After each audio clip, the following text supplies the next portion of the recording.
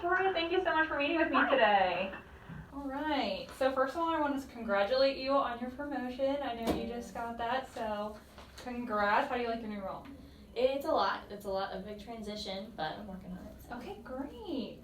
Well, I guess we should just start by just diving right in. Is it okay if I ask you some questions? Yeah, absolutely. Okay, so first of all, I saw that your company has been doing very well lately with the recent news of increasing your minimum wage. So what has been the biggest reason for that growth, you think? I mean, just we do right by the customers, so it's been growing our revenue and growing our new households. So in a way that allows us to bring in more opportunity for better employment opportunities. Okay, great.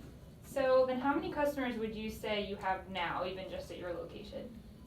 Each person in their personal book of business has about 700 to 800 people in their book. That's a lot. Okay, and so what line of work are you in now? I was just in the basic service role. Now I'm more in the maintenance and service role, and just helping clients find better solutions for their needs. Okay, and so in the role that you had before this, would you say you had more operation experience there? Yes, yeah. Okay.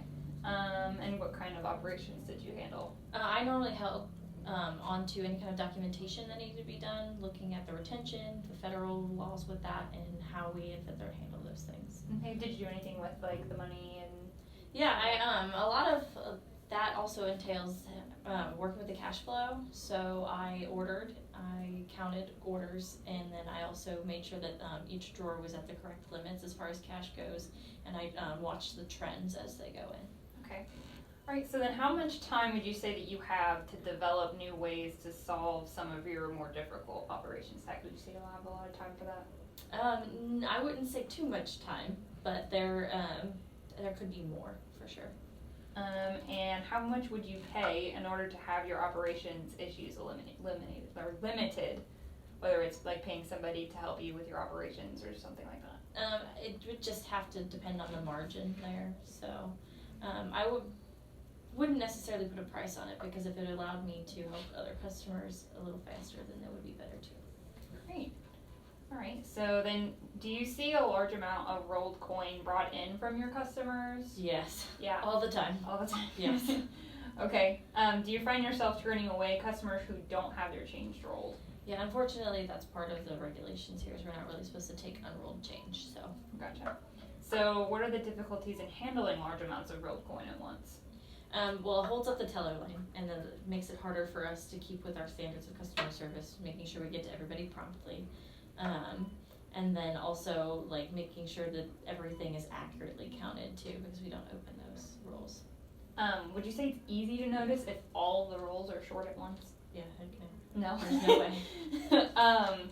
So what do you think the risk would be if Fifth Third were to have change counters, if there are any risks? The only risk I could see personally is things getting stuck in there, so more of a maintenance risk, less on the customer side. Gotcha.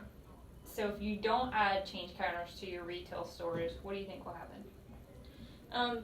We already see some frustration on that part, so I think growing frustration might be an issue. Okay. Are you worried about the amount of money you're losing compared to how much rolled coin that you take in? I have not looked into that. However, it is a concern that the bank has presented. Okay. How does this affect the company, branch, or even employee if rolls of coin continue to come up short? Well, it puts on our report, so you get, after a certain amount of dollars, you actually get docked. So it gets frustrating for some of the tellers underneath me as well, because then they're getting reprimanded for things that are out of their control. I gotcha. So how would you feel about operations if you knew the change wasn't something you had to worry about being accurate? That would take one less thing off my plate. So. Okay. What could you now focus your time on if you had change counters? Coaching. Absolutely. Coaching some of my tellers, everybody could improve in some way, shape, or form. So coaching them to be their best ability teller would be nice. All right. And could you describe to me about how much you lose in a year from being shortchanged and enrolled? Just a guesstimate. Just personally. I have actually seen anywhere between $15 and like $50. So it can add up to a lot. Yes. Okay, so based on your response to these questions, is it fair to say that Fifth Third's retail stores could really benefit from change counters? I would say so, yes. Is it correct if I say when it comes to operations that it's important to be accurate? Absolutely. Okay. If I can convince you that change counters are essential to accurate operations techniques, would that be important to you? It would be, absolutely. Okay, great. So I'll take all of this into consideration and I will get back with you a little later. Thank you for meeting with me to assess your needs today. Have a good day. You too.